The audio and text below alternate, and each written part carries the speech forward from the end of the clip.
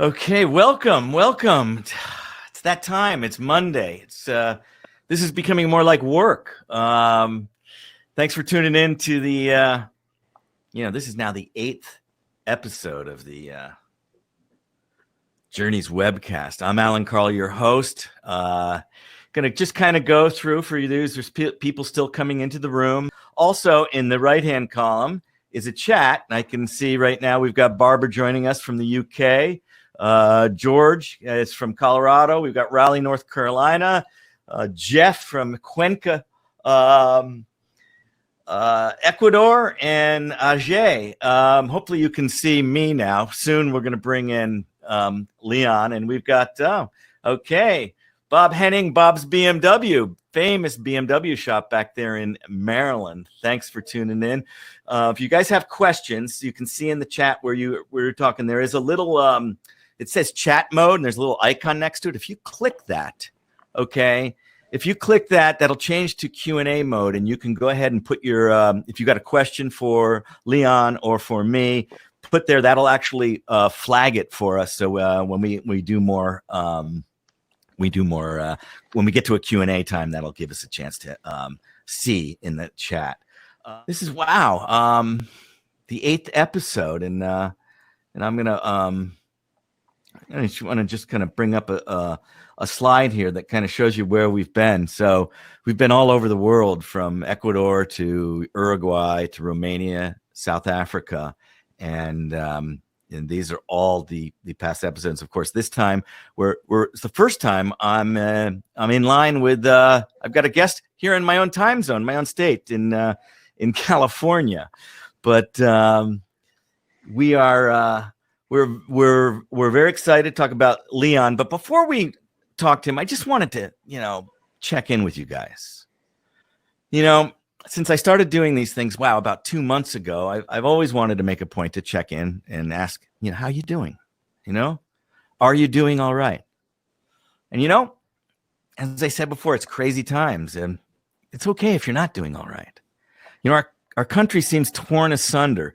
Just when we thought we had a glimmer of hope of getting out of this, lockdown mode, and now we're being pushed back into our chairs and faced with harsh realities that go deeper and certainly well beyond COVID. So, are you okay?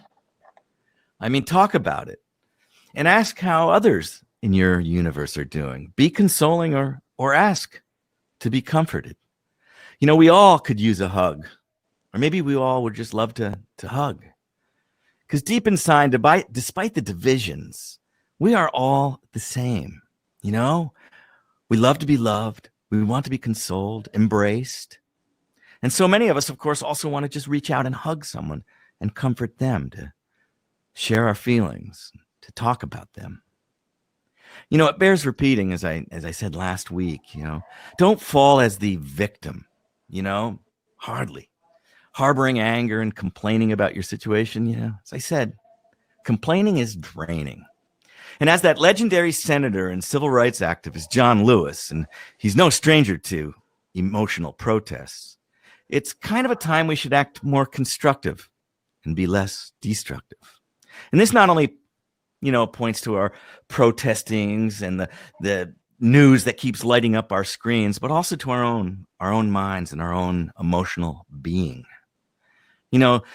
Think not about what you feel you've lost or are losing, but rather to what maybe you're finding and discovering.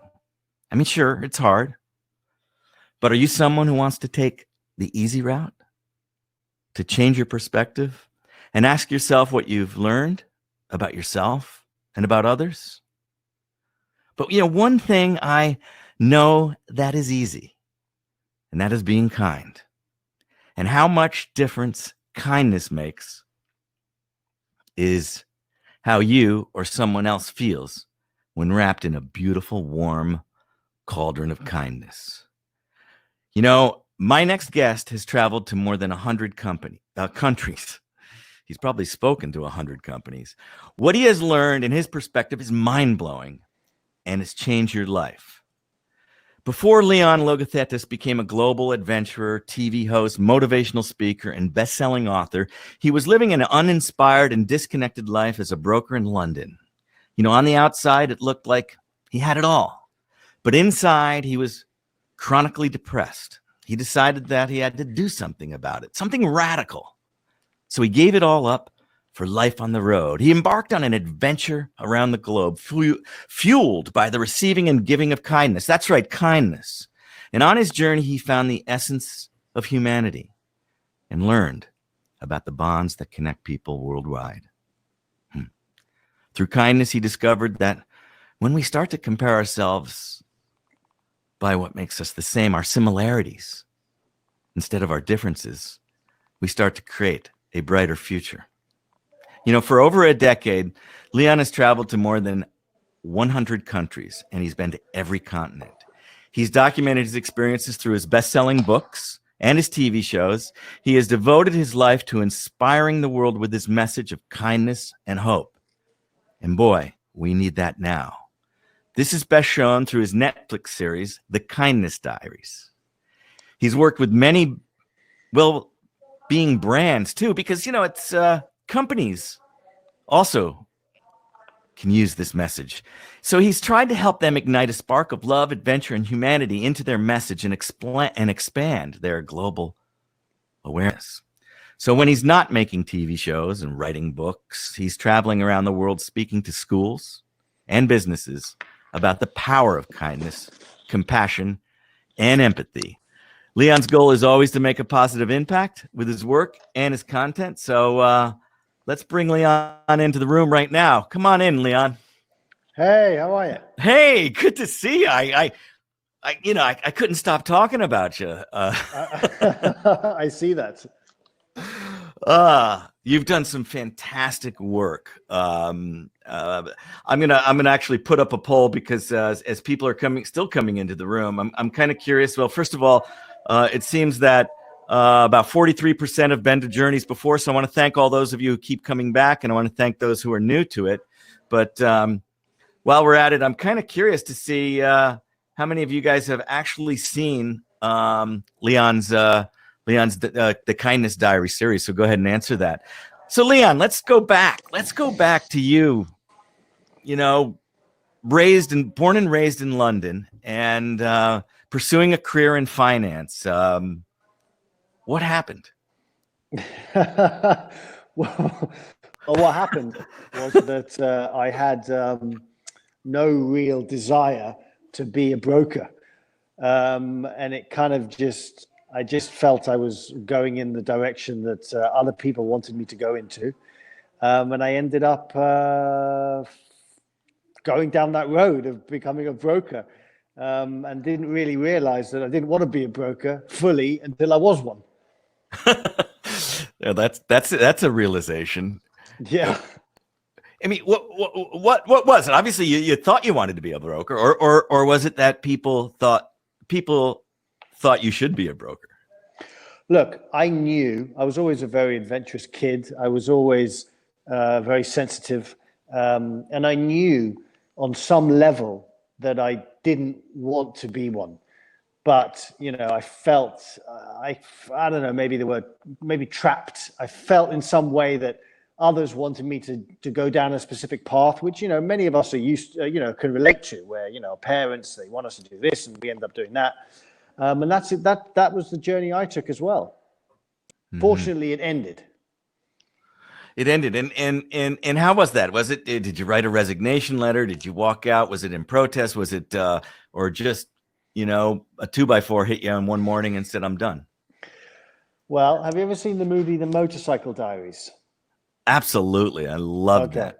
Yeah. So for those of your listeners who haven't, it's a romanticized version of Che Guevara traveling around South America, relying on kindness. And after watching that movie, it just touched me in such a beautiful way that I realized that I could no longer sit behind this desk. And it was soon after I watched that movie that I quit my job. It was all very amicable, all very peaceful, and started my adventures of traveling around the world. That's awesome. I'd like to just, given my opening speech, if you will. It wasn't really a speech. It's just some things I've been thinking about. I should actually, check in. Well, how are you doing right now? Do you know what? I'm actually in Venice Beach. And yesterday there was a lot going on, as many of you know, in Santa Monica. And it also happened in Venice. And it was, it was pretty scary stuff. I mean, it started off very peaceful. We went out there and, we were part of peaceful protests. And then it started getting a bit ugly. So we left and we came home and we watched it all on the news. And then this morning we went down to Santa Monica and saw what they had done. And, it's pretty scary to see American soldiers on the streets of Santa Monica. I mean, you're not used to that, right? No. I mean, we've seen that in Mexico or in Syria or whatever. Yeah. Yeah. I must say they were pretty friendly. I mean, they were just standing outside guarding shopping malls, but they were letting people take pictures. They were pretty friendly, but I mean, still they're soldiers with machine guns. So. It's a presence, yeah. I want to play a little video of you talking about the importance of sharing. So let's just let me run this for a second. In my speeches, I always tell the kids and the adults to share their pain. A kid comes up to me at the end and she goes, Mr. Leon, are you okay? And I told her I was fine. But if I was to be truthful, I would have told her that I was not fine. I travel around the world, I give all these speeches about kindness. I share my heart, yet I really, truly at times feel profoundly alone. I feel like I have no one to share my joys with. I have no one to share my pain with. So here I am, sharing it with you.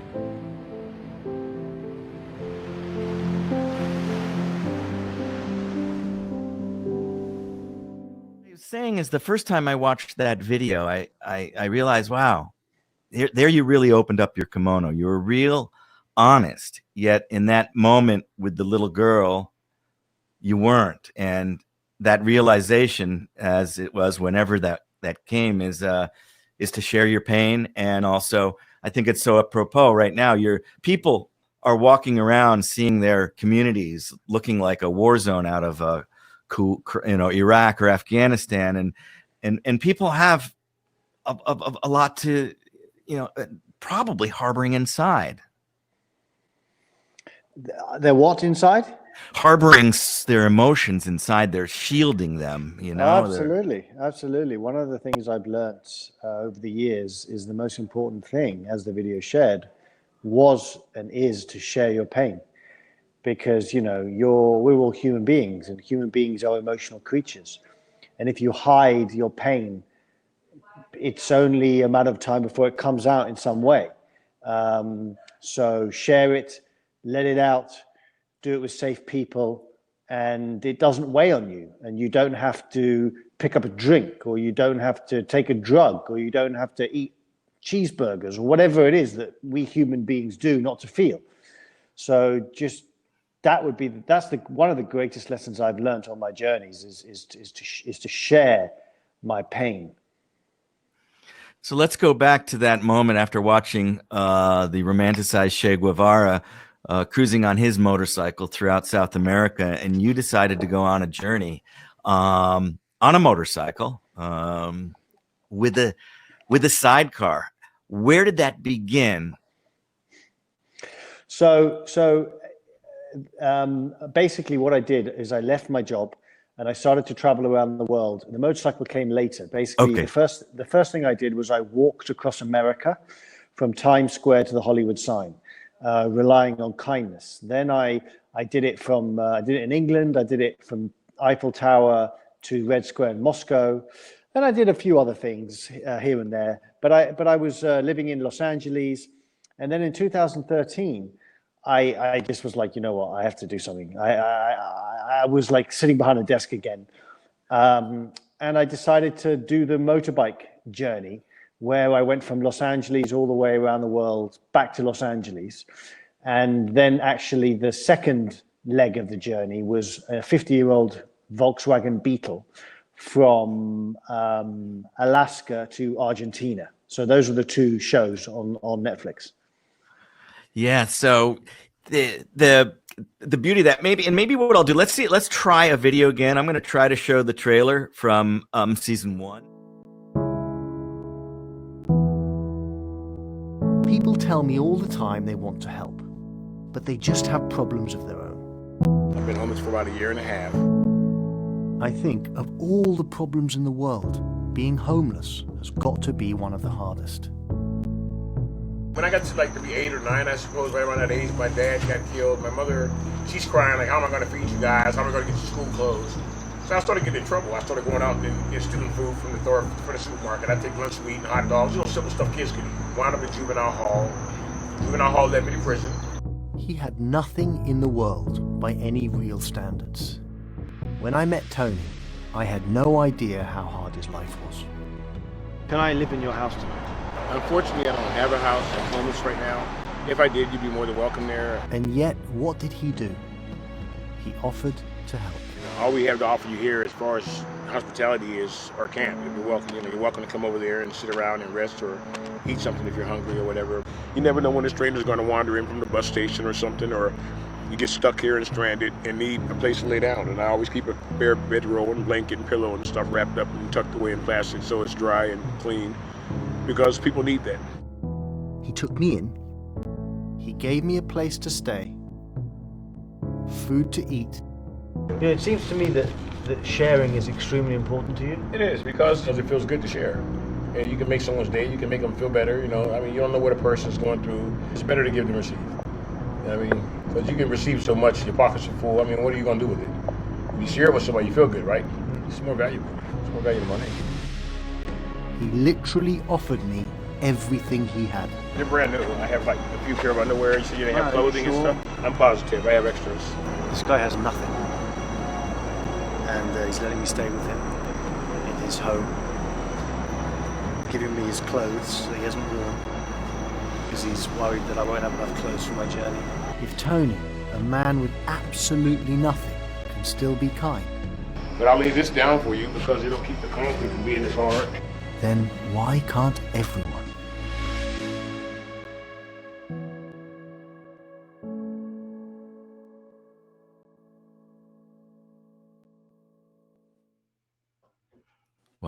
Wow. How can you watch that and not have a tear in your eye and a pang in your heart? It's a very beautiful, emotional piece, and it really changed my life in many ways, because, I ended up sleeping on the streets with this guy for one night. And it made me realize that kindness is free. It made me realize that true wealth is not in our wallets, but in our hearts.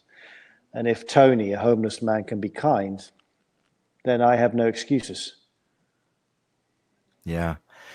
This your journeys initially started with your walking and relying on the kindness of strangers. Did you have an innate and intuition that people are kind all over the world before you started this? Coming from a world of finance, is everybody kind in finance? No, they're not. That is why I left, to be honest. I just didn't want to live in that type of environment.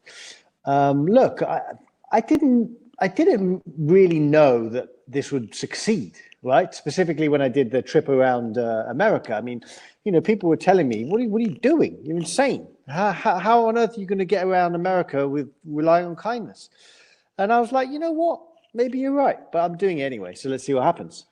And I realized that that's why watching the news, not just what's going on now, but just generally, is so depressing, because I've experienced the world is such a kind place. Now, of course, there are bad things that happen. I'm not Pollyannish, I get it. But more often than not, there are good things that happen, little things that we just forget. And we don't put that magnifying glass on. No.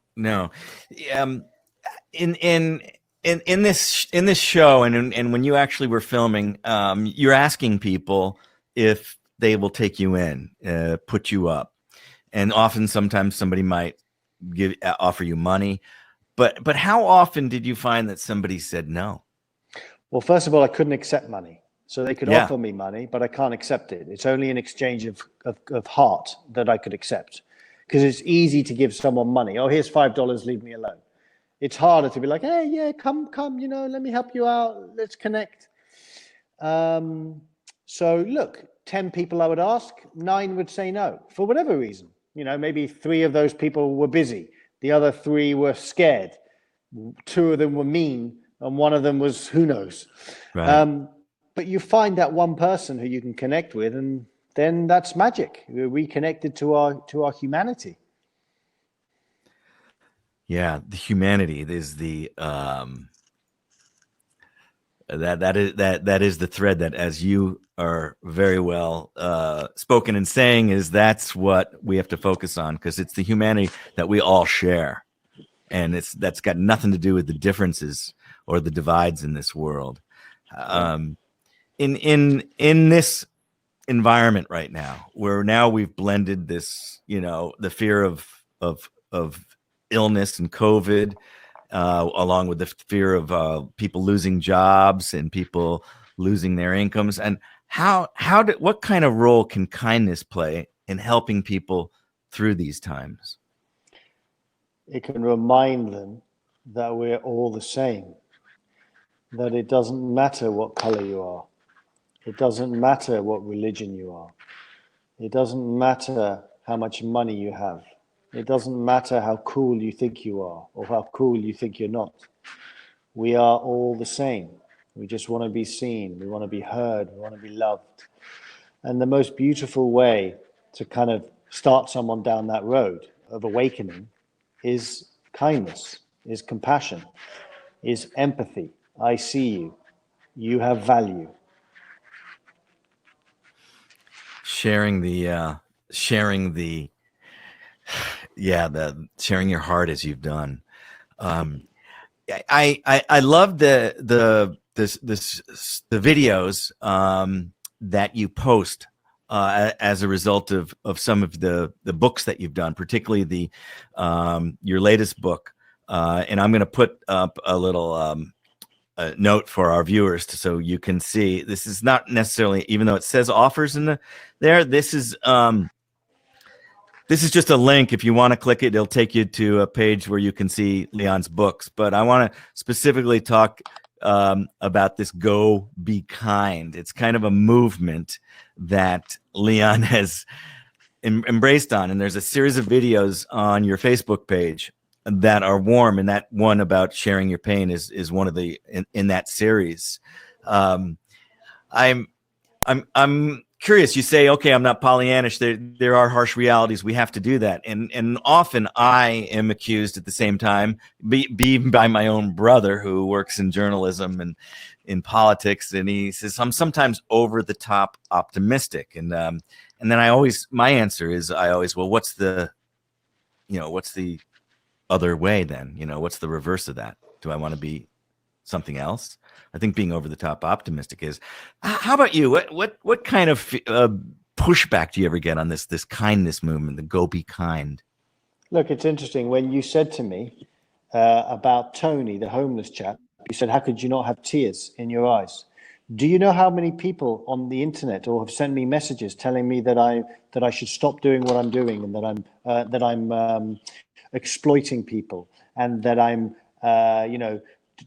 how dare I go and spend time with people who have nothing and ask them for things? I mean, literally, that's what happens. There are so many cynics out there, and that's fine. Let them think. Let them feel whatever they want, as long as they don't do harm. They can do as they please. But what I've noticed is that those people with an open heart, with a connection to their emotions, love shows like the Kindness Diaries, because it mirrors back to them what is so beautiful inside them. And some of the people who are cynical about the show, not just the Kindness Diaries, any show about kindness, love, etc., are very cynical because they're not in touch with it themselves. They're not in touch with their heart. They're not in touch with their own beauty. So they can't see it on a screen. It just doesn't make sense. Yeah. I just, I'm processing what you said, the cynics, especially in the internet. It's so easy to speak loud because nobody sees you. Have you ever had somebody come up to you after one of your keynotes and give you that cynic view?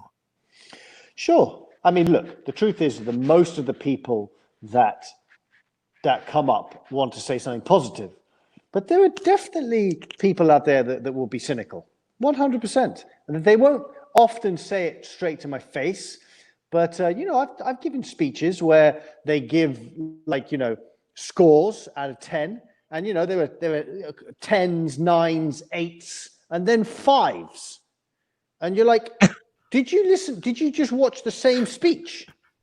Do you know what I'm saying?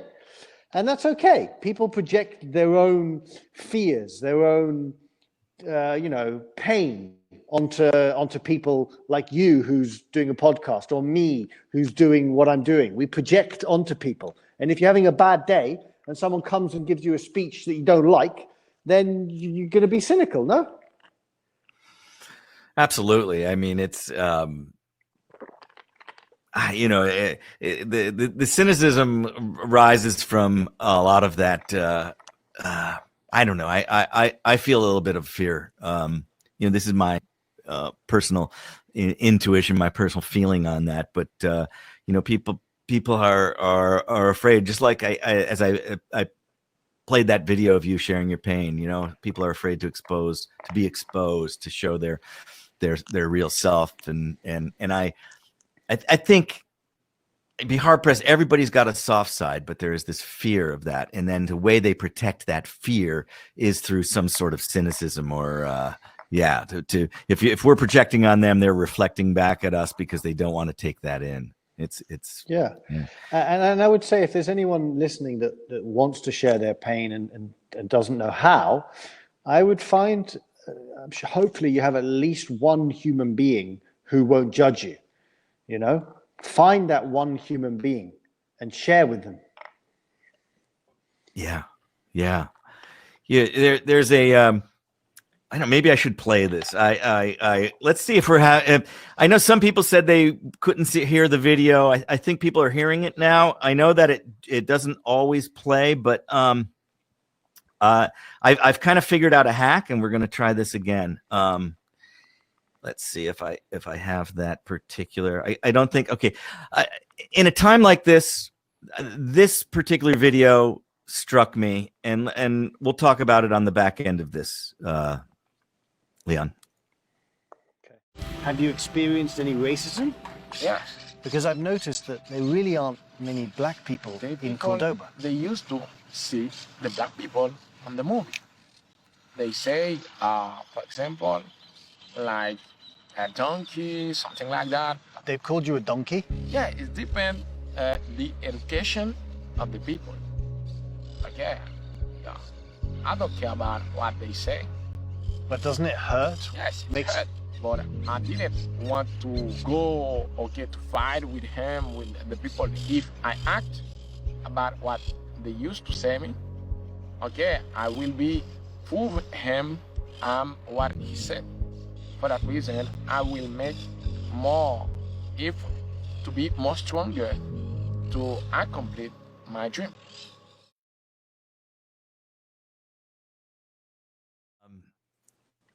When was that filmed? And share with us about how you feel about what you felt then and how you feel now. It was filmed in 2018, and it was deeply moving then and is deeply moving now. that there are people in the world that will go out of their way to destroy lives simply based on the color of your skin. I would say to those people, travel for 6 months, visit 10, 15, 20 countries. And I assure you that when you return, you would never treat another human being with such disdain. Yeah, amen to that. Travel is an equalizer, isn't it? It's the best education.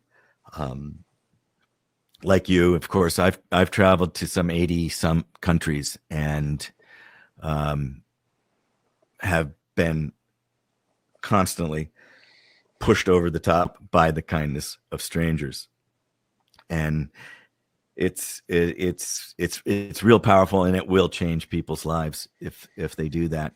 And I also say this is something, in this COVID pandemic, people are a little bit afraid now of traveling, getting on a plane, maybe even leaving their backyard. Sure. And travel, as we know it, is probably going to change quite a bit. We don't know. We'll see. And I think about what's happening in our country right now, and it's a message that Leon, you inspire me to rethink about. I've had this thought in my mind for a long time. When people say, how could you go, Allan, to Syria? Why would you go to Sudan? Whatever the place that I may be going. I went to Ukraine last summer. It's like, well, what's in Ukraine? And I said, people. And that is exactly what was in my head. People. Exactly what you just said was in my head. When you said it, I said it. Yeah. And that's why I travel. I mean, I think that, I don't always remember a cathedral that I saw, or that particular museum, or a historical building. But what I remember are people like Tony, people I meet, people that come into my world. And they could be, and they're always just the ordinary. This is it. And now when you're afraid to travel, as I started this, is there's a way you can still experience part of the world by being opened right here in your backyard. I can travel 30 miles or less and be in probably the second or third largest Ethiopian community in the world. The second being in Washington, D.C. And San Diego fits somewhere in there, huge. And I can go to this little part of San Diego and feel for a moment, go into a market, go into somebody's home, be invited into somebody's home, and get a sense of the Ethiopian people and the culture. And too often, I think people that are of the mind that why would you want to go to Ethiopia or whatever, is that you can find places in Garden Grove here. There's the largest Vietnamese community here in the United States, and you can feel like you're in Vietnam. So you don't have to get on a plane to go and experience a different culture. The beauty of our country, the warm melting pot that we have, is that you can experience that. Have you ever thought of, you obviously walked across the United States. Did you run into any of these kinds of communities? Absolutely. I mean, as you know, I live in LA. So there's a little Ethiopia in LA. It's not very big, but it's there. You got the famous Little Italy in New York. You've got all these places. You've got all these different cultures. There's a little town in California. I think it's called Solvang, which was created by the Danes. I don't know how many Danes live there now, but America is a melting pot. That's just the reality. That's what it is. I mean, that is what it is. Yeah. So just jumping back, I want to come back to we have a lot of, because I've ridden around the world on a motorcycle, and a lot of people like to talk a little bit about motorcycles. And I'm just my little bit is motorcycle is not, I'm not a motorcycle geek, and I don't, know everything about every motorcycle, but what I do know is that it is a great metaphor for being open. And you in that sidecar, one thing a sidecar gives you is the ability to bring somebody along somewhere. So 2 questions, which it's hard for me. I'm loaded up with all my crap on. I'm like, put somebody on the back. I'm nervous as I am, but what was the motorcycle? And then the symbolic of that sidecar. The motorcycle was a 1978 Changjiang, which is a Chinese version of the Ural. And the symbolism of the sidecar was that, even though I was riding around the world by myself, I couldn't have done it without other people. And some of the other people that I met spent time in the sidecar. So that was really the symbolism of the sidecar. I was alone, but I wasn't alone. That's so epic. I was just thinking that same thing. We're never alone. One of the things I say all the time is that even though I set off on this motorcycle journey, the journey's alone, I'm never alone either. Because if you just take a moment to stop and look around, somebody's always there. And that's sometimes we forget. Yes. Yellow motorcycle, yellow Volkswagen Bug.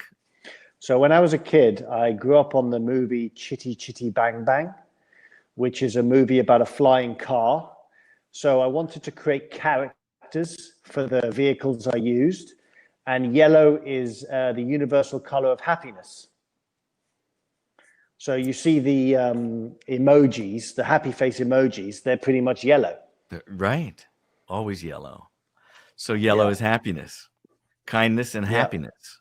So they're characters. What are the names of your vehicles? Kindness 1 is the motorbike. And Kindness 2 is the car. Okay. I know I know that season 3 can't be too far away. And I know things are all up in the air. We don't know what's happening.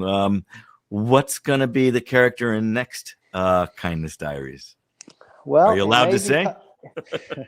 It may be Kindness 2. We'll see. But it may also be Kindness 3, which will be a yellow submarine. A yellow submarine? Holy. No, that's a joke. Okay, jeez. But look, hook, line, and sinker. I'll fall for anything, man. Watch it. Yeah. This is nuts.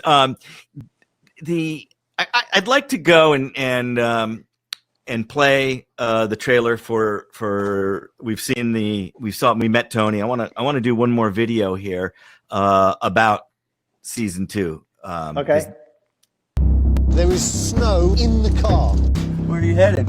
I'm driving from Alaska to Argentina. Why? Because I want to show the world that people are kind. I rely entirely on the kindness of strangers. I have no food, no gas, no place to stay, nothing. Can I stay with you tonight, mate? Do you want some money? I can't accept money. Sounded like a great idea when I thought of it. Hope I don't freeze to death. When I meet people that touch me in a profound way, I give them a life-changing gift.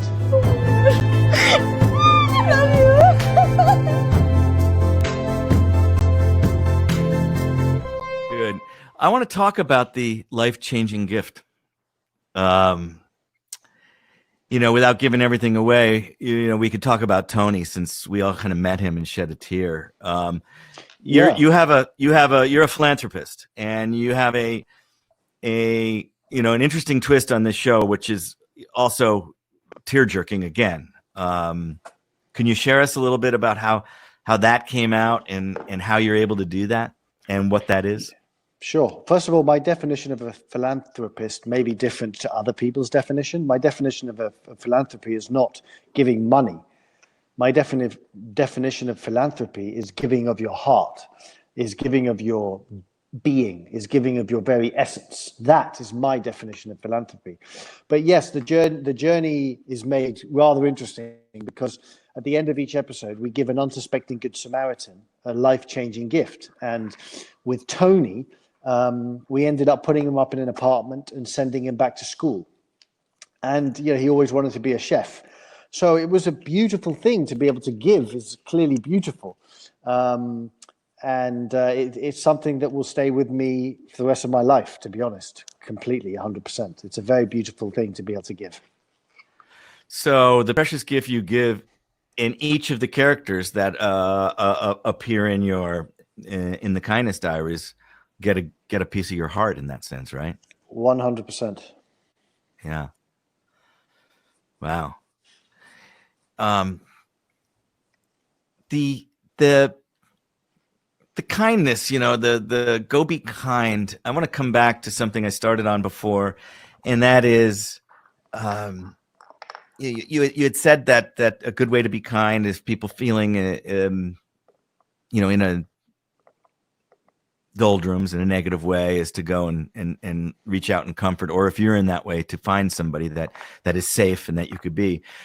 What would Leon Logothetis's 3, very easy, don't even have to think twice about it, ways to go out to be kind to a stranger? Well, there's different ways of being kind to. You can be kind to strangers. You can be kind to people you know. I'll just do it on a macro level, really. Okay. Sure. I would say one thing is simply to make another human being feel seen, to make them feel valued. And you can do that by simply listening. So that's one way of being kind. Another way of being kind is not to judge. Yeah. Because if we judge someone else, we have to judge ourselves, and that's not going to end well for any of us. And I would say, instead of looking at the world with a big magnifying glass of darkness, look at the world with a big magnifying glass of goodness. And that will give you more of an opportunity to even want to connect with each other. Yeah, brilliant. It's the magnifying glass. It comes down to perspective, and that's I alluded to that at the beginning of today about looking not at what you lost, but what you found, or what you're learning or discovering. One of the things I try to do, Leon, in because of the kindness of stranger, if people reached out to me, every day, what can I do? Now, of course, in lockdown, it's a little different. I don't go out every day. But often we end up interacting with the grocery store clerks, or in the days of the restaurants, we go to restaurants. And one of the things I found is one of the most soothing things people like to hear is the sound of their name. And especially if you don't necessarily know their name. But a lot of these people in the workers that we interact with have name tags. And most people don't even pay attention to them. And if I go to a supermarket and I check out, and the bagger puts my groceries in a bag, or the clerk, gives me that change back from that, and if his name is Jerry, I will say, "Thank you, Jerry." And same thing, you go to a restaurant, my name is Clarice. Well, thank you, Clarice.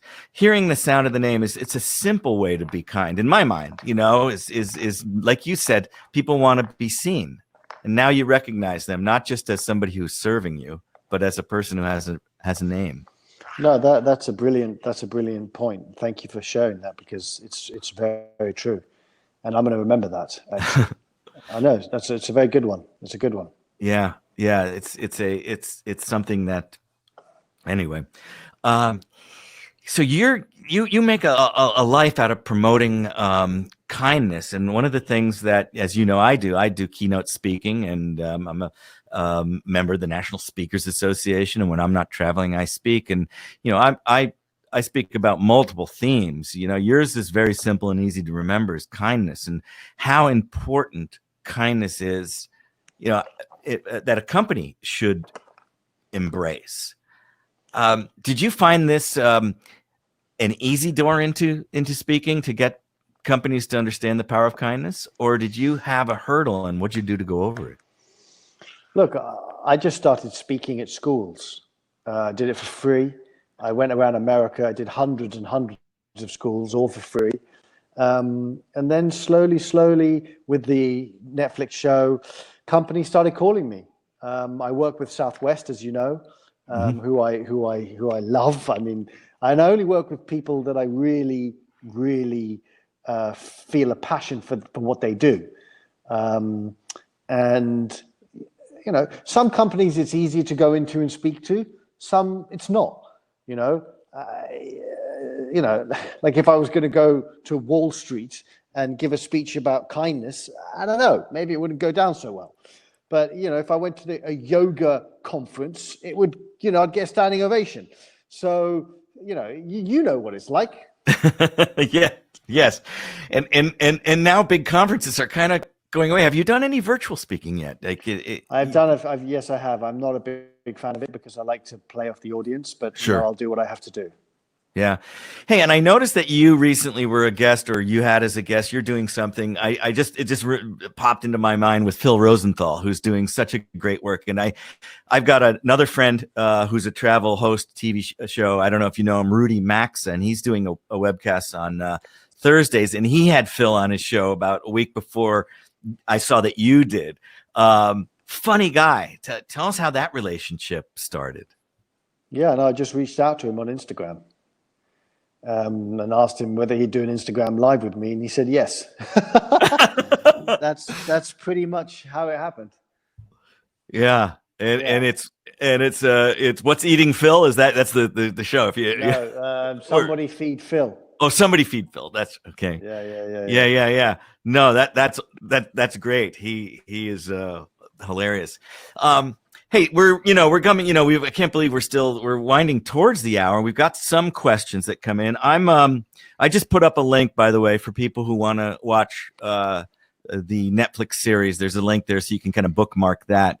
But somebody asked, particularly in the as the Tony thing was running, because that's a very powerful scene, is who's filming and how do I can't call them guests. How did the people react to a camera, or how do you handle that?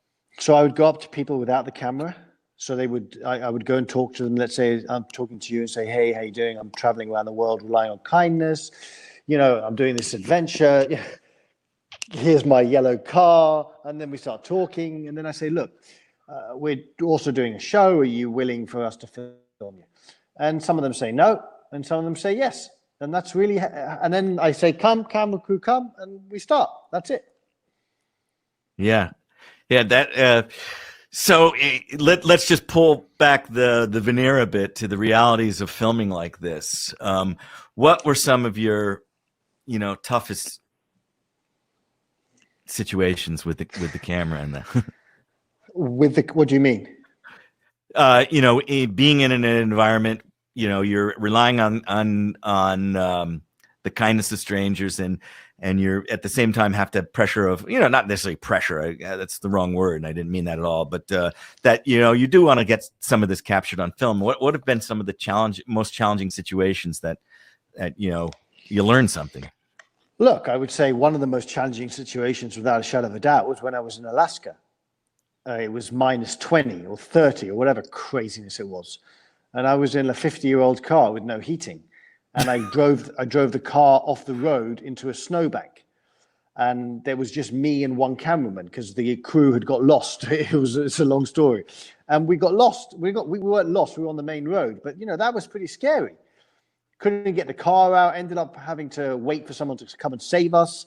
Then we drove to this little town, which we thought was a town where we could find some help. And it wasn't. It was a town with one hotel. And we're like, all right, well, if these guys say no, then we're in a bit of a pickle.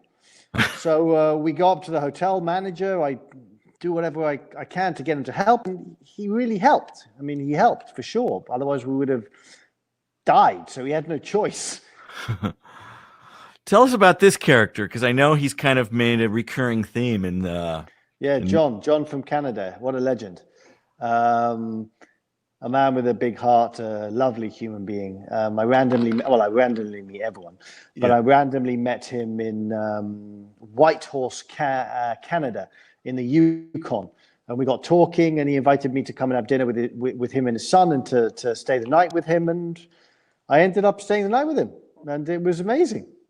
He put me up in a cabin outside his house. It was a beautiful experience. Never forget that ever. Yeah, a really good man. And for those watching who don't know where Whitehorse is, it is in the Yukon, and at the Yukon. It made me think of it when you were talking about that dire time in Alaska. This is on your way to Alaska. Obviously, you met John here. Yeah, I'm gonna go back and see if people got some questions here, and look in the chat here. Anybody has anything, throw it up there. I'm going to show a few pictures here. Tell us about this shot, and also, since you've already given us a tease, what is that vehicle? What year and what problems? That's Kindness 2. It's a 1971. I think it was 71, if my memory serves me correct, or 72. VW Beetle. That was at the Uyuni Salt Flats in Bolivia, and it was literally like we were on an amazing new world. Yeah, I've been there. I rode. You rode Kindness too. I rode Doc, my motorcycle there. Yeah, it's amazing. Some incredible photos that you have from Uyuni that I've seen there, and let's get this back here, and that vehicle, did it? You said you had challenges. 50 years, you broke down. Why do you choose such old vehicles to travel with? Because my mum made me watch Chitty Chitty Bang Bang, and I watched it so many times that I thought to myself, okay, part of this adventure is going to be the vehicle. Because if I was in a brand new Beetle, a brand new Ford, what's the fun in that? It's never going to break. Right. So you wanted to get something that would break, right? I love that. Yes. I had a guest on here one time, and he says, I want to go somewhere where I'll be uncomfortable, and it does bring out the best in people, and sometimes maybe the worst. Yes. But this is that's a big crowd. So this is obviously from a keynote speech that you've done. That was a speech for doTERRA. Okay, yeah, Kindness. People should do that. Tell us about the musician. I think this is This was amazing. This was in if my memory serves me correct, this was in Trieste. This guy was a homeless man from Bulgaria. Yeah. And I was walking around looking for someone to help, and clearly this chap, he didn't speak very good English, but he had such a happy spirit, even though he was completely penniless. And it was a very, it was a beautiful, beautiful connection that I made with him. Huh. And did he play the guitar for you? He did. I can't remember what he played. In fact, I think he played something that we couldn't use because it was copyrighted, but he played something. And did he end up in one of your episodes? Yeah, he did. He ended up in one of the episodes. Yeah. Awesome. Okay, and then you were on Good Morning America with Kindness 1. How cool is that? That was pretty cool. I will tell you that. And here's Tony. Is that right? This is Tony, yeah? That is Tony. Yeah. There's a guy who asked a question, Bob Hennig. I want to answer this. Go. He goes, what was the most harrowing experience with the Chang Jiang, aside from the baseline fact that it's a copy of a copy and not such great quality? The Chang Jiang. Look, I don't want to get sued by Chang Jiang, but I will tell you that bike was a total disaster. It kept on breaking down. It was just, I mean, hellishness is clearly relative, but from the perspective of a bike to choose to go around the world, it was not a clever choice. Yeah, I will tell you this. Bob is the owner of Bob's BMW, who when I returned after my original 3-year journey, his people put the pieces of my bike kind of back together again. But the interesting thing that he asked about the sidecar is Bob has got the most interesting collection of sidecars, and it's kind of a real odd little segment of the motorcycle enthusiasts is those people that are into sidecars. So I can see Bob probably knows more about that Chang Yang than both of us. Yeah, he probably does. I should have spoken to Bob before I bought it. You really should. Oh my goodness. That's good. What recommendations would you have? I mean, in the light of the era that we're in, and we've got two crises, crashing together at the same time. And God, we're moving into hurricane season in the south, and the winter time is coming in the center. I mean, what we can't take anything else. It's again coming down like heavy on people. And I saw an estimate that we can see another 20,000 coronavirus related deaths over the next 2 months. What recommendation you give for people to kind of keep their chin up, and you already gave us something about perspective, but give us something a little deeper there that comes from that heart of yours. Winston Churchill once said, when you find yourself walking through hell, keep walking. And what he meant, when the tough times come, keep on going, because at the end of those tough times, you'll have learned some tremendous lessons, and you'll be a wiser, kinder, humbler human being. So take your suffering and turn it into gold. And I don't mean money, I mean emotional gold. That is what I would say. And that is really what I have done over the past 20 years. I've taken my own suffering, and I've done my best to transmute it into gold. And that's what I would suggest everyone, to the best of their abilities, do. Awesome. Speaking of Winston Churchill, I was going to ask you this question. I already kind of thought, and I know we're running out. We're just going to go a few minutes since we had some hiccups in here. Your company that you formed as a result of this kindness movement that you've started is called Winston Entertainment, or? Yes, Winston Entertainment. Yeah. Why Winston? I had a dog called Winston Churchill. Okay. And Winston Churchill you just quoted. So obviously, there's some big respect for the diplomat. Yeah. Yeah. Yes. I mean, again, no one is human, and no one is human. No one is perfect. And he did some unpleasant things, but he also did some great things, including in many ways single-handedly saving the British from being overrun by the Nazis. So, that in itself is quite extraordinary. So to be kind, and on that note, since you mentioned it about your dog, I've got another little video we'll play, and at the back end we'll bid farewell and make a plan to be kind and meet again. So talk to you at the back end of this. I wonder what would happen if you went out into the world today and you treated people, all people, with the same love, the same kindness, and the same patience that you treat your dog. It would change the world. I used to have a dog called Winston Churchill, who I loved with every fiber of my being. And one day, I coined the phrase, Winnie love. Why not go out into the world and give Winnie love to as many people as I can? And that's my challenge for you.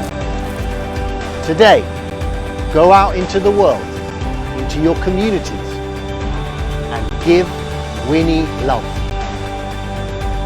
You will see how lives will change.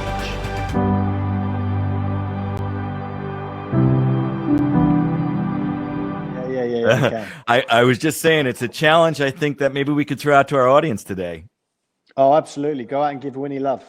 For those of you who have dogs, there's no excuse, because you know exactly what I'm talking about. For those of you who don't have dogs, go out and find a dog, and then you'll know exactly what I'm talking about. And for those of you who hate dogs, I can't help you. Sorry. Come here. I can't find my. Oh, I do. Okay. Oh, there you go. This is a cat I rescued. I'm fostering. His name is Dice. I named him Dice. You can see he's up for adoption, but he is a lover. And Right. the reason that he's up for adoption, because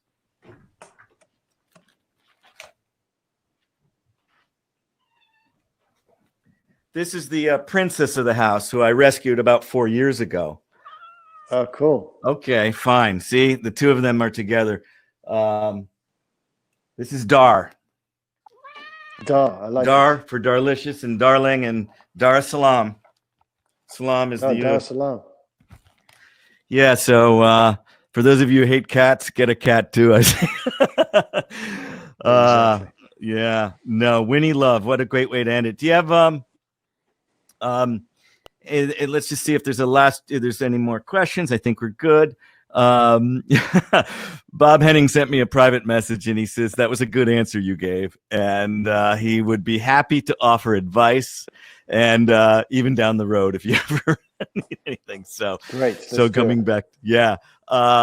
So I really want to thank you. And if we were doing this together, I would give you a big hug for the work you're doing, because Thank you. I'm really inspired, and I'm so happy you decided to join us today on the 8th episode of Journey's Webcast. And let's do this Great. again. Well, thank you so much. Yeah.